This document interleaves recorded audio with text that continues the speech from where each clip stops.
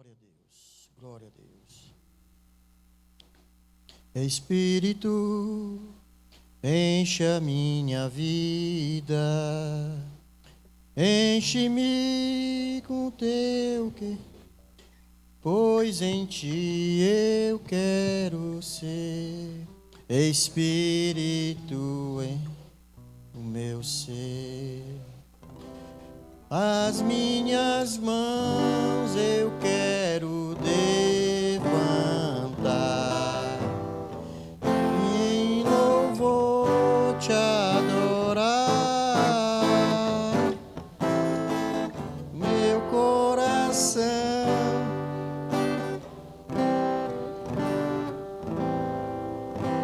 diante do teu altar. Aleluia, glória a Deus, aleluia. Obrigado, Marcelo. Muito bom. Amados, nós estamos iniciando esse mês de maio a série de estudos sobre a fidelidade ao Senhor.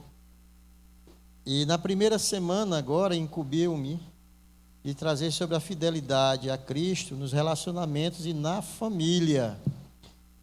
E eu queria convidar a todos a abrir a palavra do Senhor, que está lá no livro de Josué, capítulo 24. Josué 24, versículo 15. À medida que você for encontrando, você se levanta em reverência à palavra. Se você trouxe Bíblia, abra a sua Bíblia. Se trouxe o celular, abra o aplicativo de Bíblia que está no celular. Se não trouxe nada, acompanhe aqui que o telão vai mostrar aqui a palavra do Senhor. Amém? Então, Josué 24, 15.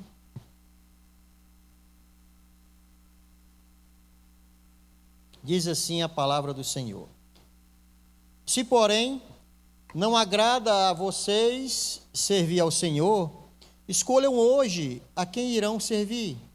Se aos deuses que os seus antepassados serviram além do Eufrates, ou aos deuses dos amorreus, em cuja terra vocês estão vivendo. Mas eu e minha família serviremos ao Senhor. Até aqui.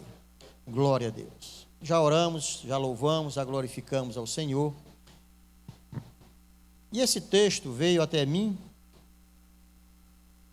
na parte final, quando diz: mas eu e a minha família serviremos ao Senhor. Em outras traduções diz: eu e a minha casa, serviremos ao Senhor. Tem até louvor que fala sobre isso: eu e minha casa serviremos ao Senhor. A gente vive atualmente, amados, num mundo de muitos relacionamentos, relacionamentos na igreja, relacionamentos familiares, relacionamentos na escola, no trabalho. Ou seja, a nossa vida é uma vida de relacionamentos. O homem que não se relaciona, ele é um ser antissocial. O homem que não busca ter relacionamentos, ele é um ser totalmente antissocial. Ele podia dizer que ele podia viver dentro de uma caverna. Porque nós, como seres sociais, como homens e mulheres de Deus, independente de sermos convertidos ou não, o homem por si só, ele é um ser social. Ele se sociabiliza. Tem pessoas que são antissociais, mas se sociabiliza pelo menos com um animal. Tem um cachorrinho em casa, tem um gato, sei lá, tem um periquito, alguma coisa. Mas ele se socializa com alguma coisa. Não existe ninguém nesse mundo que não tenha um relacionamento com alguém ou com alguma coisa. Não existe. Não existe a pessoa solta, sozinha no mundo. Não existe. Essa pessoa não existe. Se você encontrar, você me avisa que eu queria fazer uma entrevista com ele, e bater uma foto. Eu bati uma foto uma vez de um ser mais antissocial que tem aqui na face da terra. Eu bati uma foto com ele. Vocês imaginam quem é? É o famoso Seu Lunga. Pense no cabo antissocial, lá do Juazeiro do Norte. Eu, numas vezes que eu fui lá a trabalho, aí fez a curiosidade: rapaz, o Seu Lunga tem um comércio ali. Rapaz, vamos lá, eu fui. Aí ele disse assim: o que você está fazendo aqui? Você tem que estar na rua trabalhando. Olha aí, já me deu um carão, né? Eu fardado. O que você está fazendo aqui? Não, seu Lunga, eu vim aqui bater uma foto. Não, eu não gosto de foto, não. Mas por causa da sua farda, eu vou tirar uma foto com você. Pronto, tirou a foto. Até hoje eu não sei onde é que está essa foto, mas eu tirei. Obrigado. Ou seja, dizem, né, as pessoas que ele é um ser antissocial, é uma pessoa que não tem relacionamento, não gosta das pessoas. Mas mesmo assim, tem família, tem filhos e tudo mais. Então, amados, todos nós temos relacionamentos, todos nós temos amizades, todos nós temos o nosso convívio social, e isso faz com que nós consigamos viver em sociedade e viver bem. Tem uma frase que diz que se você não tem amigos, você não tem nada. E realmente, a amizade é algo que faz com que você se retroalimente. Principalmente, hoje tem um termo muito na moda, muito comum, que chama, a minha bateria social está desgastada, né? Tem uns que falam assim, eu já ouvi esse termo, bateria social. O que é isso? A minha bateria está low bat, eu estou desgastado, não quero conversa com ninguém hoje, né? Mas assim, todos nós precisamos ter esses relacionamentos. E os relacionamentos mais próximos que você pode ter hoje, chama-se relacionamento familiar. É o relacionamento mais próximo. Afinal de contas, nós nascemos, crescemos, estudamos, buscamos, né, constituir uma família.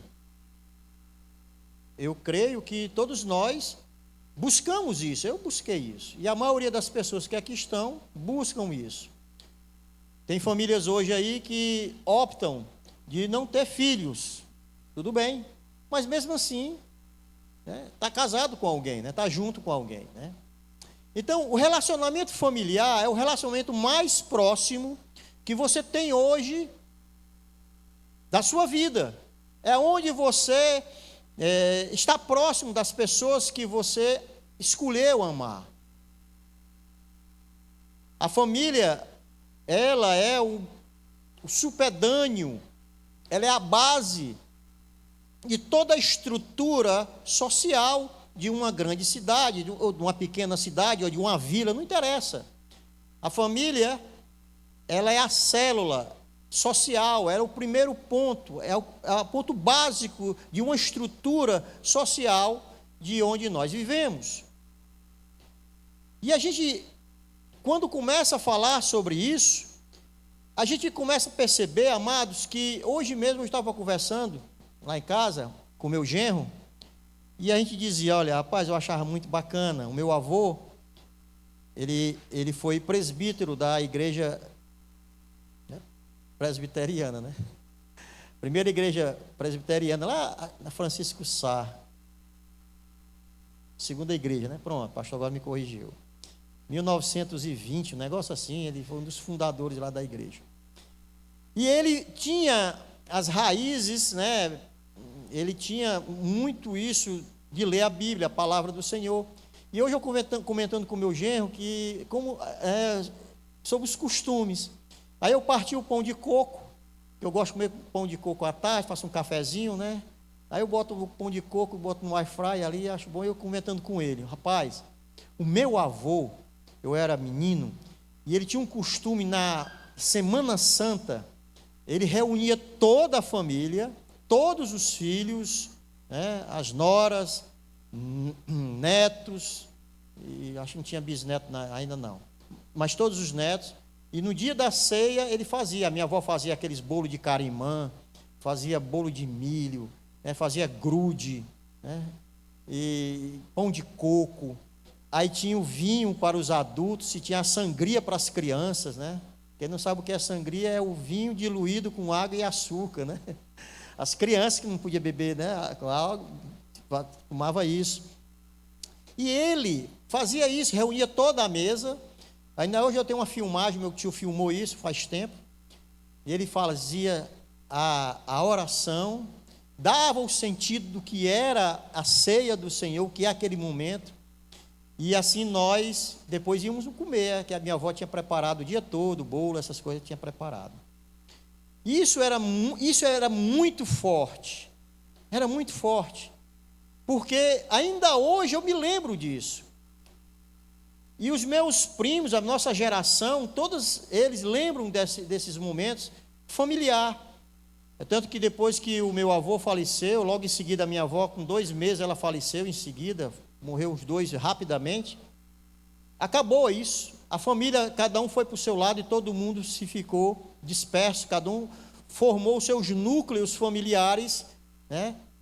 Os tios que eu tinha, as tias, e formou seus núcleos. E ali, nunca mais a gente se reuniu.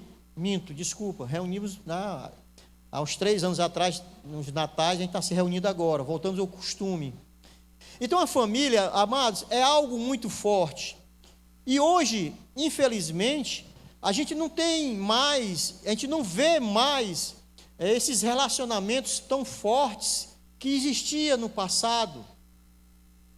Hoje é difícil você se reunir com irmãos ou com seus pais. Os mais novos podem até se reunir com o pai, se está fora de casa, ainda vai na casa do pai ou vai na casa da mãe. Eu toda quinta-feira vou na casa da minha mãe, né? Mas assim, é muito difícil. Eu mesmo pouco vejo os meus irmãos, e só o que mora no Paracuru, mas a maioria mora aqui em Fortaleza. E a gente vê, amados, que esses relacionamentos familiares, eles estão se perdendo, assim, ao longo do tempo. Como eu disse, aos domingos, todo domingo a gente ia para a casa do meu avô. Todo domingo a gente ia lá, almoçar na casa do meu avô. Todo domingo, todos os filhos estavam lá. Faça sol, faça chuva, todo mundo estava lá. E lá na calçada ficava as brincadeiras, a garotada brincando, os meus tios conversando, outros bebendo que também gostava de beber, os outros tios. Mas era obrigatório ter esse momento de estar com a família. Amados, e hoje os relacionamentos eles estão tão assim, se enfraquecendo, que a gente não vê mais esse compromisso, né? Não vê mais essa união da família do modo geral. Hoje são pequenos, só o núcleo mesmo familiar e acabou. É muito difícil quando a gente reúne mais os irmãos, os tios e tudo mais, é muito difícil. A gente não vê mais isso. Agora, quer ver um momento para se reunir, você vê gente que nunca mais você viu, vai para o enterro. Vai para o enterro. Vai para o enterro de um parente teu para ver. Aí lá você vai ver pessoas que fazia muito tempo que você não via. Então, a família hoje, ela tem esse ataque do inimigo para que nós não tenhamos mais esses relacionamentos. Aí o que é que acontece? Muitas famílias ficam, apesar de ter laços familiares, mas ficam no isolamento social. Você vive o dia a dia e você não consegue mais ter aquele relacionamento que tinha antes. E assim nós vamos perdendo esse contato. Vamos perdendo esses momentos de estarmos juntos. É certo que nós sabemos também que na família a gente vê muitas discussões, muitas briguinhas. Mas qual é a família que não briga? Qual é a família? Eu sempre costumo dizer que família, ela não briga, ela arenga, né? Arenga, né? Aí daqui a pouco está tudo bem de novo, né? Está lá se abraçando. É assim, é que nem menino. Menino briga ali, daqui a pouco está os dois juntos de novo, se abraçando e beijando. Então família não briga, para mim, essa é a minha opinião. Ela arenga. Aí fica ali meio trombudo 1 dia, 2 dias, né? Não gostei. Daqui a pouco está lá no mesmo canto, se abraçando. É assim. Então, amados, é através de Jesus Cristo, é através do nosso relacionamento com Deus, que a gente começa a perceber o tanto quanto nós precisamos estar juntos. Um exemplo, nós temos aqui a família Gileade. Quando eu viajava muito para São Paulo, que a minha filha morava lá, e às vezes passava 2, 3 meses lá em São Paulo, eu sentia uma falta muito grande desse convívio de estar aqui dos irmãos. Né? Basta eu passar uma semana fora que eu não fui para a igreja, oh meu Deus. Né? Eu me sinto assim, porque eu reconheço, eu entendo, eu identifico os irmãos desta igreja como minha família, como pessoas que, como diz o Muniz, né, já comeram 1 quilo de sal junto.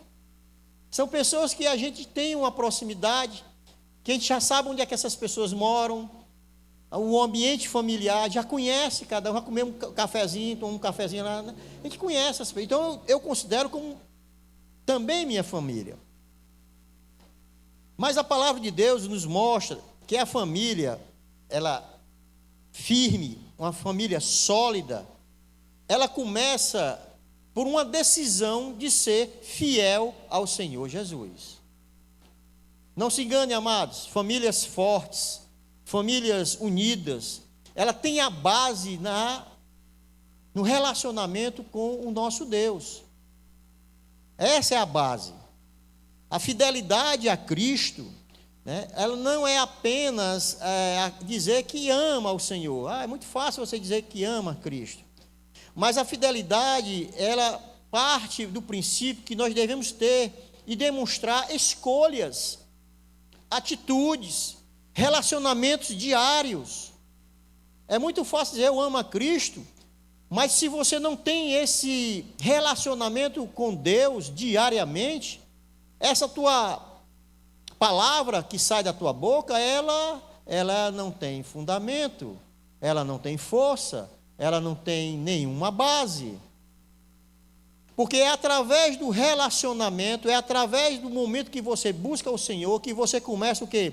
A ter um fortalecimento espiritual. Eu me lembro muito bem que quando nós nos convertemos, a Kel se converteu em abril, e pouco tempo depois, em junho de 2000, eu me converti, ali na rua 21, né? E nós tivemos a difícil tarefa de fazer com que os nossos filhos, a mais velha tinha na época, acho que 14 anos, ela é de 86, o do meio tinha 12 e a caçula tinha 10 anos, ou seja, tudo já mocinho e rapazinho já. E aí como fazer com que essas crianças, aliás, já cabeça já quase que formada, entrar nesse momento novo que eu e a Kel estávamos vivendo. Como fazer isso? Porque com 14 anos, uma moça de 14 anos, que nunca conheceu o Senhor, nunca ouviu falar de Jesus Cristo, ela já tem uma mentalidade formada e ela já tem a sua própria opinião. E aí eu e a Kel, nós tínhamos uma difícil tarefa de fazer com que essa família agora começasse a trilhar um novo caminho, um caminho de relacionamento com Deus. Não foi fácil, não se enganem, não foi fácil. Mas nós começamos a envolvê-los, começamos a mostrar que o caminho que eles deveriam trilhar era o caminho da salvação, e só através de Jesus Cristo, e só através de Jesus Cristo, esse caminho da salvação era possível. E graças a Deus, através de oração, através de dedicação, relacionamento, né, nós conseguimos envolvê-los, ao ponto deles se converteram, se batizaram, né, e estavam muito envolvidos, né, em EJC, e na Beteja tinha uma peça que era a Casa do Julgamento. Menino, eles estavam lá, Priscila, estava tudo lá, e nós ficamos muito felizes. Mas tinha algo que a gente fazia dentro do nosso lar, que eu acho que foi isso que possibilitou-nos a fazer com que toda a nossa família estivesse aos pés do Senhor. Oração devocional. Devocional. Uma vez na semana, eu, a Kel e os 3 meninos, os três filhos, nós nos sentávamos na sala, e aí a gente abria a palavra, e eu designava uma vez por semana para ler um versículo e falar alguma coisa. Lógico, a gente não tinha um conhecimento bíblico, mas fale do seu coração o que é que você acha desse versículo. E eu direcionava para o versículo bíblico. Mas nós tínhamos um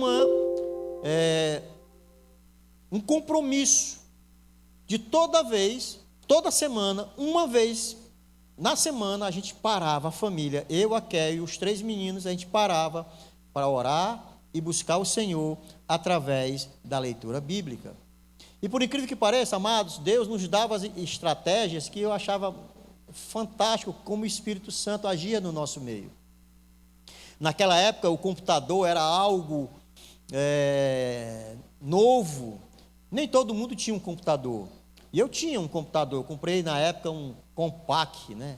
É o novo, né? Compaq 586, tinha um número lá que eu não sei. Eu comprei o Compaq. E aí eles queriam, era novidade, né? Eu clicava aqui para poder interligar com a internet, aí era o prompt, aí fazia um barulhozinho, tiririm, tiririm, aí ficava um negócio assim, quer dizer, era discada a internet, né? Hoje discada banda larga não, viu? Jovens aí, né? Era um negócio muito complicado. Aí quando tinha acesso, aí assim, pai, eu quero, pai, ficava aquela briga. Não, tudo bem, não tem problema. Cada um vai usar 1 hora o computador, lógico, né? Depois que chegava da aula, fazia os deveres de casa. Mas a senha para abrir, todo dia eu mudava a senha. A senha era uma frase que eu botava, quem foi o homem que foi engolido por um grande peixe? Como disse, eles não tinham conhecimento da palavra, né? Não sabia. Aí eles, e agora? Vamos pesquisar, vamos ler, pega a Bíblia, abre a Bíblia, vamos ler e tal. Também a internet era muito ruim, não existia, praticamente não existia internet, não tem o pai Google como tem hoje. E eles iam, aí encontrei, Jonas, aí pronto, aí bota lá, se a senha for Jonas, tá acertou. Aí o primeiro que colocava, botava, tinha acesso primeiro, os outros ficavam esperando ali, aí pararam esperando até ele terminar de usar. Eram estratégias que o Senhor nos dava, né?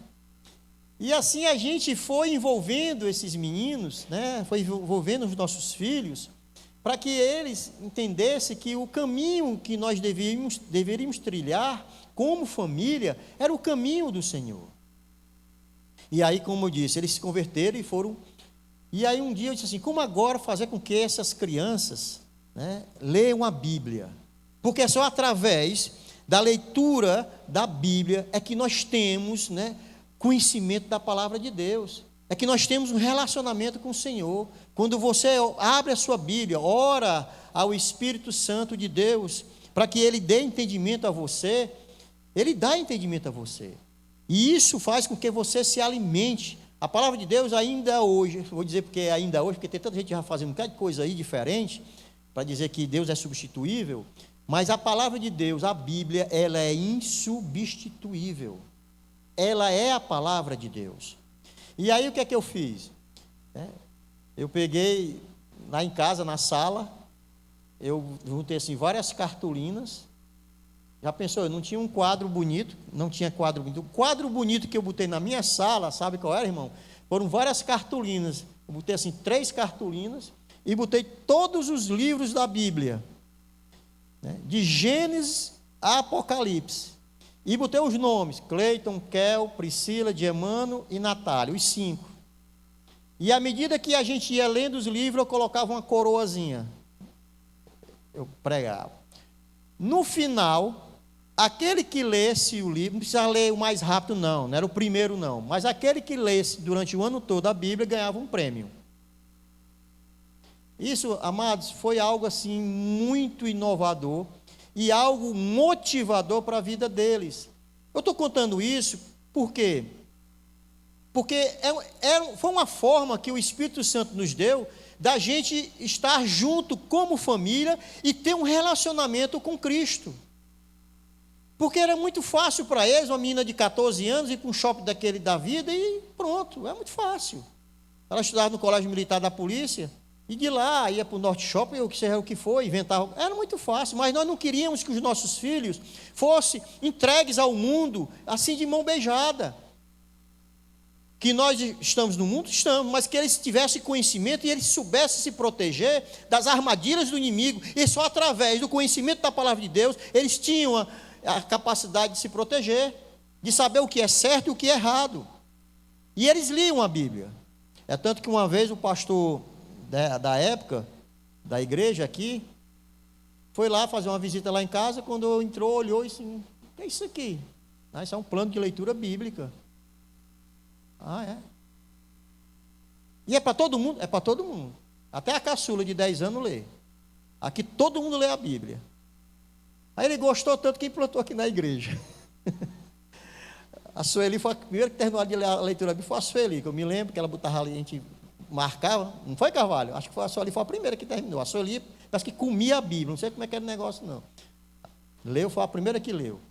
E aqui a igreja todinha participou desse plano, que Deus deu a estratégia para mim, para que eu se une lá na nossa casa. Então, amados, isso era uma forma da gente ter uma família unida e relacionar com o Senhor. Não deixar essa meninada solta. Então a fidelidade a Cristo é isso. É você ter um compromisso diário, através das suas atitudes, das suas escolhas. Em João 14,15, Cristo disse: se vocês me amam, obedecerão aos meus mandamentos. Ou seja, a verdadeira fidelidade a Jesus transforma o nosso coração, a nossa casa e os nossos relacionamentos. Amar a Cristo é o segredo, amar a Deus é o segredo. Como eu disse, é fácil você dizer que ama, mas através das suas atitudes, através do seu comportamento e do seu relacionamento é que você diz o quanto você ama a Deus. Então amar a Deus é isso. E a fidelidade a Jesus, ela começa, amados, dentro de casa. Começa dentro de casa. Se você não conseguiu ainda fazer com que os seus filhos, eu digo para os pais que têm filhos menores, se você não conseguiu fazer isso ainda, envolva-os. Peça a Deus, ao Espírito Santo de Deus, que lhe dê estratégias para que você possa envolvê-los. Porque depois que fica adulto, irmãos, aí cada cabeça tem o seu guia. Mas aquilo que você plantou no coração do seu filho fica. Pode ficar certo disso. Apesar de alguns terem pensamentos diversos, já como adulto, mas a união da família permanece. Eu acho muito bonito demais quando o Auri e a Iris vão lá para os Estados Unidos, fica lá agarrado na terminal. É bom demais. Eu fico vendo ali as fotos, coisa boa. Eu acho bonito, né? E aí muitos outros aqui que viajam, ver os filhos, né? Estou doido para viajar para São Paulo, para ver a minha filha, que está lá ainda, a mais nova. A minha filha foi agora mais velha com o marido dela, foram passar lá uns 10 a 15 dias por lá. E ela só mandou um bocado de abraço. Ela me abraçou tanto, isso aqui é o abraço da Natália. E ficou me abraçando. Tá, menino, já me abraçou, tá bom, já sai. Então assim, família é isso, apesar da distância, mas aquilo que você plantou no coração dos seus filhos, amados, fica. Não esquece. Então, a fidelidade a Jesus, ela começa dentro de casa. No texto que nós lemos agora há pouco, a gente vê Josué dizendo, né, fazendo essa declaração linda, maravilhosa, que diz: eu e a minha casa, eu e o meu lar, eu e a minha família, serviremos ao Senhor.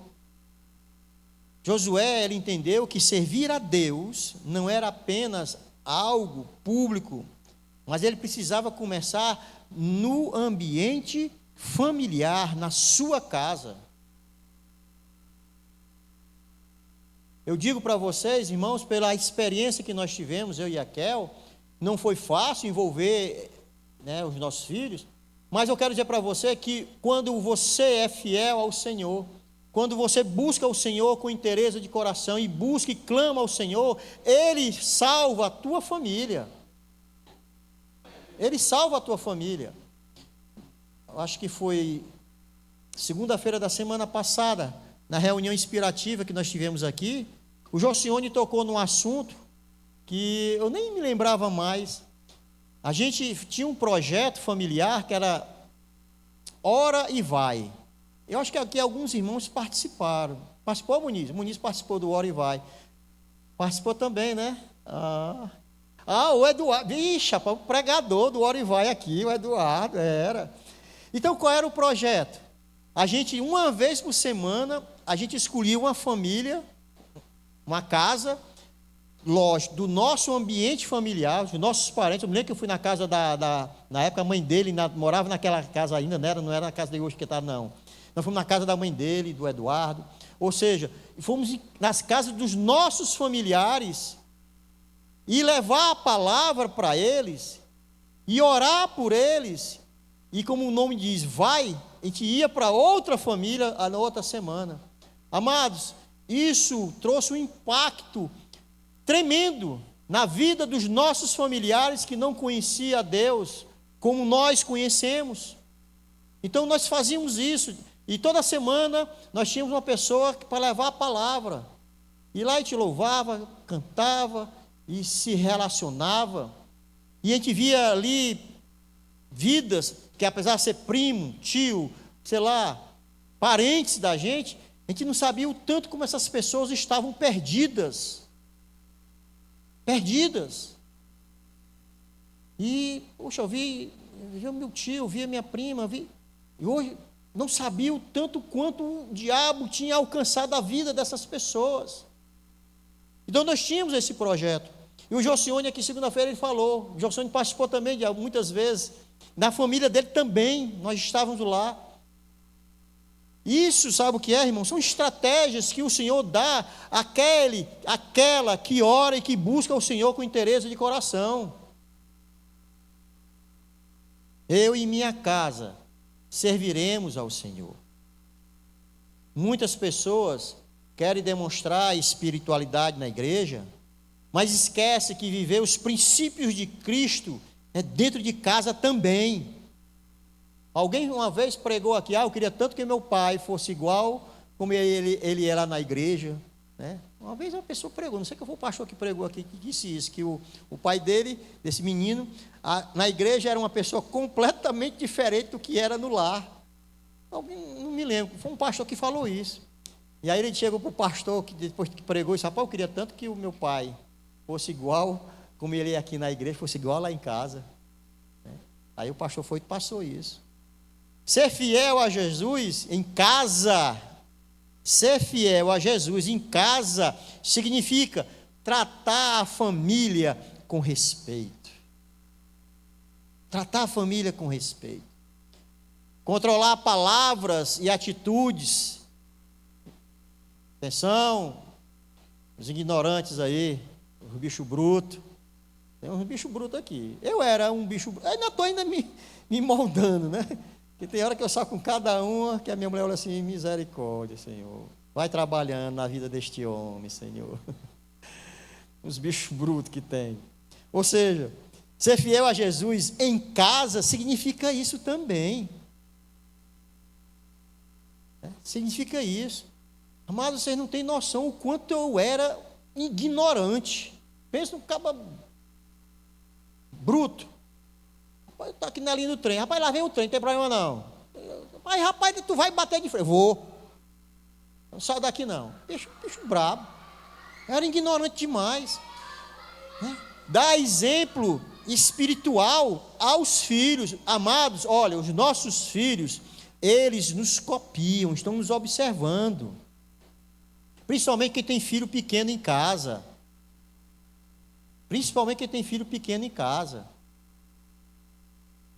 Hoje mesmo, por conta desse período chuvoso, as placas solares estão gerando muito pouco, né?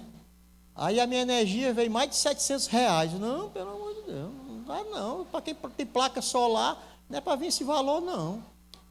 Aí nós decretamos, fizemos uma reunião familiar. Gente, é o seguinte, nós vamos ligar o ar-condicionado agora só à noite, para dormir, né? Às 8 horas, 9 horas da noite, a gente liga o ar-condicionado e desliga de manhã. E ficou todo mundo nesse negócio. Aí, isso digo no mês passado. Aí quando foi esse mês, a energia já baixou, né? Opa! Porque a geração de energia solar está pouca, por causa do tempo nublado, né? E não gera. Aí baixou. Aí quando a energia baixou, a gente já relaxou, né?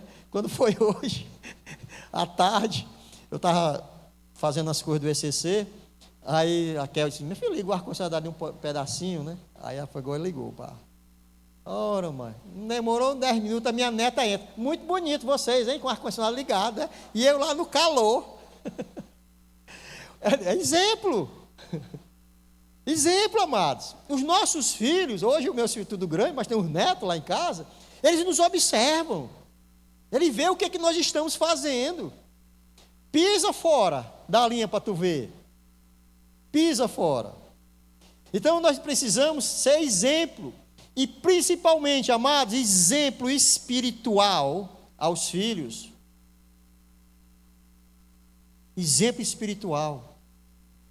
Quantas vezes os meus filhos, quando ainda estavam em casa, me viram orando de joelhos lá na sala do meu apartamento? Quantas vezes? E isso, eles viam o pai orando, viam a mãe orando. Exemplo. Viam o pai lendo a Bíblia. Exemplo. Já dizia aí os teólogos não, os filósofos de plantão, que a palavra convence, né, e o exemplo arrasta, né? Tem uma frasezinha que diz isso daí. Então, dar o exemplo espiritual aos filhos é importantíssimo. Nós, pais, é importantíssimo para nós. Cultivar a oração e a comunhão no lar. Quantas vezes a gente já parou essa semana para orar em família? Lá em casa mesmo, não acontece. Não vou mentir. A gente ora, às vezes no domingo, que está todo mundo junto para o almoço, que aí a gente consegue juntar todo mundo, e a gente consegue ainda fazer isso, mas no domingo, uma vez por semana. Então, amados, a gente tem que ter esse momento de oração, de comunhão, dentro de casa. Ser fiel a Jesus significa isso. Em Efésios 5:2 diz: e vivam em amor. Olha, vivam em amor, como também Cristo nos amou e se entregou por nós como oferta e sacrifício de aroma agradável a Deus. Vivam em amor. Como eu disse, tem crente que na igreja é uma pessoa e em casa é outra completamente diferente. Se transforma. É um desconhecido. Viver em amor é viver em amor aqui na igreja e viver em amor em casa. É viver em amor no trabalho. Aonde você estiver, é viver em amor, é isso. Em casa é uma pessoa transformada, é uma pessoa ignorante, insensível, grosseira, não sabe tratar bem as pessoas, os seus filhos. O seu cônjuge nem se fala. É uma pessoa totalmente diferente. Eu estou falando cônjuge porque eu estou me referindo a homem e mulher. A marido e esposa, porque tem esposa que é muito ignorante também. Então vivam em amor, seja na igreja, seja no trabalho, seja em casa também.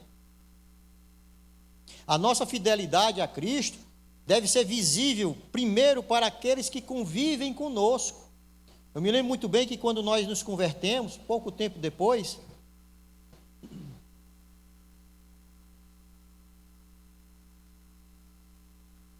a minha tia, irmã da minha mãe, ela saía muito com a Kel e outras tias, as 4 saíam tudo para farrear, para beber, para brincar, ir para a praia e tudo mais.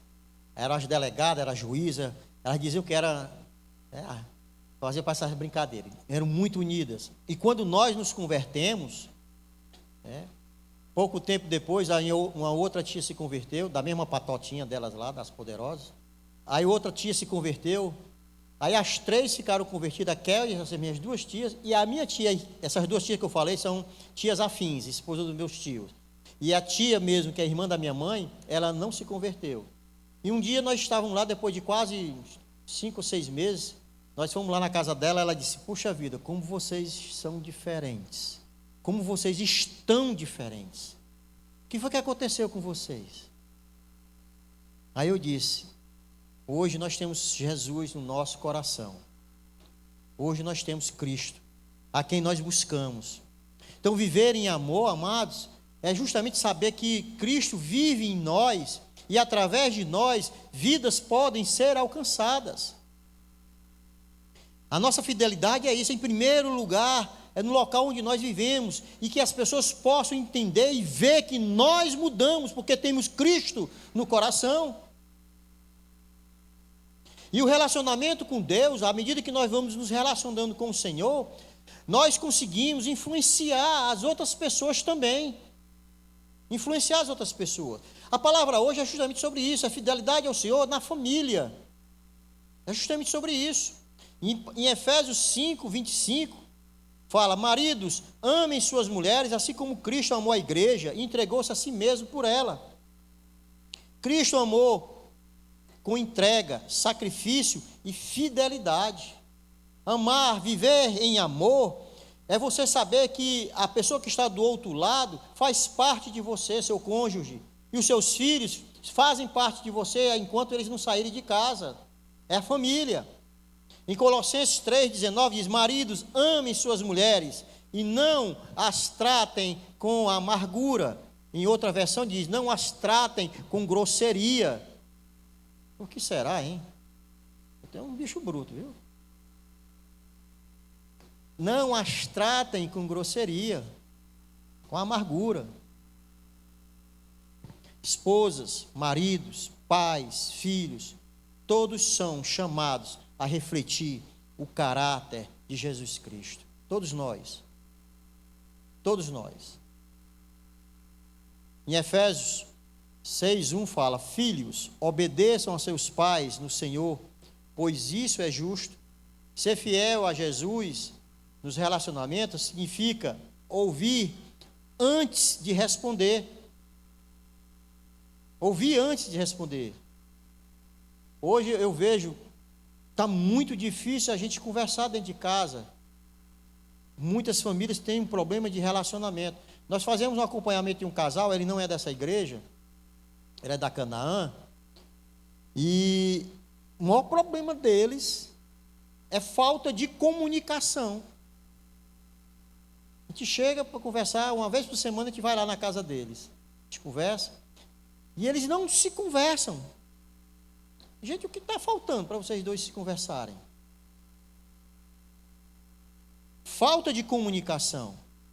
Eles não sabem ouvir um ou outro, não sabem ouvir. Cada um tem a sua opinião, cada um tem o seu momento de falar, e um atropela o outro, ou seja, ouvir antes de responder. Lá em casa, eu e a Kelly tem esse probleminha. Às vezes eu falo, ela já interrompe. Aí, às vezes, ela fala, eu interrompo ela. Aí ela diz assim: deixa eu molhar o bico, peraí, calma, deixa eu molhar o bico. Ela fala logo assim: você não deixa nem eu molhar o bico, já está falando. Ouvir antes de responder. Irmão, nós estamos com uma dificuldade grande de ouvir as pessoas. O nosso cônjuge é um deles. Não temos assim. Já estamos já com a resposta na ponta da língua, né? Ou não? Será que eu estou falando alguma coisa diferente aqui? Tá não, né, Muniz? É não aí. Corrigir, amados, corrigir com amor. É muito difícil corrigir com amor, né? Normalmente a gente já quer, sei lá, alguém quer dar uma voadora logo, né? Né? Tem gente assim, quer dar logo uma voadora, joga logo uma panela, acaba se desvia aqui, a panela passa, né? É assim. Corrigir com amor não é fácil, principalmente com o seu cônjuge, né? Valorizar a presença da família. Em alguns casos, a família fica em segundo, terceiro, quarto lugar. Tem homens, amados, já ouvi isso, homens que não têm vontade de voltar para casa. Não tem. Do trabalho quer ir para outro lugar, menos para a casa dele. Não sente o ambiente familiar como algo prazeroso, como um local de resguardo, um local que ele se sinta bem. Não. Para alguns homens que vai para trabalhar, que eu estou dando aqui o exemplo, voltar para casa é um tormento, é um martírio, é um local de guerra, de briga. Nós já ouvimos isso. Amados, nós devemos demonstrar cuidado e carinho diariamente. E isso é traduzido através dos nossos gestos e das nossas palavras com os nossos filhos e com o nosso cônjuge. Carinho. Teve uma época aí que teve um movimento no Rio de Janeiro, devido à violência ser tão grande, que foi Ziraldo, ele botou: gentileza gera gentileza. Carinho, momentos que você pode estar com o seu cônjuge, mesmo estando às vezes ali meio trombudo, mas administre o perdão. Fidelidade de Jesus produz perdão, olha que eu acabei, perdão e restauração. Nenhuma família, amados, é perfeita, nenhum. Existem falhas, né? Pessoas brigam, aliás, arengam, né? Mágoas, né? Momentos difíceis. Às vezes você não se dá muito com a sua cunhada ou seu cunhado. Ah, não quero ver minha sogra ou meu sogro, não quero. Bom, a família é assim, às vezes acontece. Mas Jesus, ele nos ensina o caminho do perdão. Amados, perdão resolve. O perdão, ele vai limpando, vai sarando as feridas. Pedro perguntou a Jesus quantas vezes ele deveria perdoar. E o que foi que Jesus respondeu? Até 7 vezes 7. 70 vezes 7. Está lá em Mateus. Eu digo a você, não até 7, mas até 70 vezes 7. Mateus 18, 21 a 22. Em casa, muitas feridas são causadas, muitas feridas são causadas pela falta de comunicação, e quando há comunicação entre filhos e pais, é uma comunicação que não traduz em transformação, em restauração, é uma comunicação sem amor. É uma comunicação sem amor. A maioria dos desentendimentos que nós temos dentro da família são causados por conflitos de gerações. Esse é outro tema. Dá até uma palestra sobre isso, os conflitos de gerações. Por isso, amado, aprenda a pedir perdão. Aprenda a liberar o perdão. Não deixe o orgulho destruir os seus vínculos familiares. Não deixe. Famílias que permanecem unidas não são famílias sem erros, não são. Mas são famílias que aprenderam a perdoar. São famílias que aprenderam a estar juntos, apesar dos erros, apesar das dificuldades, mas porque estão ministrando o perdão. Quem nunca errou? Quem? Nós erramos. Mas para isso é que existe o perdão, amados, e reconhecer que erramos. E mesmo que às vezes nós não reconheçamos isso, precisamos, com a força e a ajuda do nosso Senhor Jesus Cristo, liberar o perdão. Em Mateus 7, 24 diz assim: todo aquele, pois, que ouve as minhas palavras e as pratica, será comparado a um homem prudente que constrói a sua casa sobre a rocha. O que quer dizer isso? A família da gente está sobre a rocha. As crises virão, a chuva cai, os ventos sopram, mas a nossa casa permanece de pé. Qual a família que não enfrenta dificuldade? Qual é? Me aponte uma. Todos nós enfrentamos dificuldades, enfrentamos problemas difíceis. E aí eu queria passar para os irmãos, nós estamos encerrando, algumas dicas. Primeiro, orem juntos. Orem juntos. É importantíssimo vocês orarem juntos. É importante demais. Num casal que nós estamos acompanhando, eles são crentes. E eles não oravam juntos. Nós falamos para eles: vocês precisam orar juntos. E eles começaram a praticar a oração juntos, como casal. E aí ela mandou um áudio para a Kel e disse: olha, foi maravilhoso, nós estamos aqui envolvidos num momento maravilhoso da nossa família. Eu não imaginava o quanto o Espírito Santo estava agindo através da oração em nós. Agora eu estou vendo isso. Orar junto é um segredo. Leiam a palavra juntos. Busquem a direção de Deus antes das decisões. Busquem direcionamento de Deus. Às vezes nós queremos tomar as nossas decisões por si só, pelas nossas próprias forças, nosso próprio conhecimento. E ensine princípios bíblicos aos seus filhos. Seja um exemplo. Lares fundamentados em Cristo, famílias fundamentadas em Cristo, elas podem até ser abaladas, mas nunca serão destruídas. Nunca serão destruídas. A fidelidade ao Senhor Jesus não é uma teoria, é uma prática diária. A fidelidade aparece no casamento, na criação dos filhos, no respeito entre familiares, no perdão, na perseverança em tempos difíceis. Na perseverança em tempos difíceis. Em Apocalipse 2:10 diz: não tenha medo do que você está prestes a sofrer. O diabo lançará alguns de vocês na prisão para prová-los, e vocês sofrerão perseguição durante dias. Seja fiel até a morte, e eu te darei a coroa da vida. Qual é a família que não enfrenta dificuldade, amados? Qual é a família que não enfrenta dias difíceis?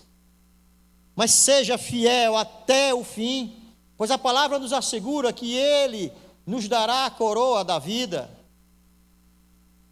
Hoje, família Gileade, Deus nos chama para que nós possamos entender que as nossas famílias precisam ter um relacionamento íntimo com o Senhor. E nós, conhecedores da palavra, nós somos o canal para que isso aconteça. Se você, na sua família, ainda hoje não faz isso, se você não ora, se você está falho na oração, está falho no teu devocional, se você não busca o Senhor como buscava antes, volte ao primeiro amor. Comece a orar juntos, comece a buscar ao Senhor, que a sua família pode ser abalada, mas ela não vai ser destruída. Fique de pé na presença do Senhor. Vamos orar. E aí eu queria pedir a você que está com a sua família aí, se você está com o seu cônjuge, fique perto do seu cônjuge. A Júlia está aí, Aldício? Está não? Iaci, cadê a Iaci, Antônio? Também está não? Cadê a Sueli Carvalho? Está não? Cadê o Carlos, Camila? Cadê a Patrícia, Giovanni? Cadê a Thelma? Meu Deus do céu, cadê esse... Cadê o João Paulo, Rose? Cadê esse povo? Bom, você fique perto da sua família aí, do seu cônjuge. Se você está com seu filho aqui, dê um abraço ao seu filho, fique do lado dele, vamos orar. Amados, o inimigo das nossas almas, ele não quer que isso aconteça. Ele não quer a união da família, ele não quer. Ele quer ver lares destruídos, e outra coisa, lares de crentes. Então comece a orar, em nome de Jesus. Busca o Senhor agora. Busca o Senhor em nome de Jesus, para que Deus possa fortalecer as nossas famílias, para que o nosso relacionamento com Cristo, ele traduza diante de nós, através de Cristo, as nossas famílias. Senhor Deus e amado Pai, nós nos colocamos diante de Ti, Senhor, para dizer que a nossa família te pertence, Pai, para dizer o quanto nós somos, Pai, dependentes de Ti. E assim, Senhor Deus, Tu possas derramar sobre cada família aqui representada, Pai. Possa derramar da Tua graça, do Teu amor, Senhor, e da Tua união sobre nós, Senhor. Eu te peço em nome de Jesus, vai trabalhando, Senhor, nos lares, Senhor Deus, vai agindo nos lares, e que ali, Senhor Deus, haja harmonia, Senhor, que todo espírito de discordância bata em retirada dos nossos lares. Ó, Paizinho, que nós sejamos maridos e mulheres, esposas, Senhor Deus, amorosos, Senhor. Que nós tenhamos a palavra, Senhor Deus, certa para cada um de nós. Assim eu te peço, Pai, em nome de Jesus, Senhor. Faz assim nos nossos lares, nas nossas famílias, em nome de Jesus e para a glória de Jesus. E todos digam amém. Não esqueça desses ensinamentos, amados. Não esqueçam, em nome de Jesus.